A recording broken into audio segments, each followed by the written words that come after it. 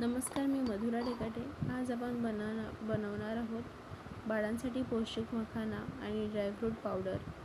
सर्वात आधी मंद आचेवर ड्रायफ्रूट बदाम, काजू, पिस्ता आणि अक्रोड हे भाजून पूर्णपणे थंड होऊ देणार आहोत. त्यानंतर मखाना मंद आचेवर कुरकुरीत होईपर्यंत भाजून घेऊया. हे माझ्या मुलाला सुद्धा भरपूर आवडतात. मी हे नेहमी दर हफ्त्याला करत असते. आता हे सगळं मिक्सरमध्ये घालून बारीक पावडर करून घ्या.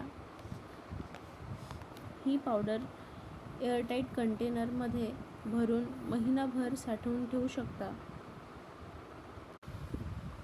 बाळासाठी सिरियल बनवताना 1 ते 2 चमचे पावडर दुधात किंवा पाण्यामध्ये मिक्स करून शिजवा. हवं असल्यास खजूर पावडरसुद्धा तुम्ही यूज करू शकता. बाळांसाठी हे पौष्टिक आणि चविष्ट पर्याय आहे. व्हिडिओ आवडला असेल तर लाईक करा, शेअर करा आणि अशाच रेसिपीसाठी सबस्क्राईब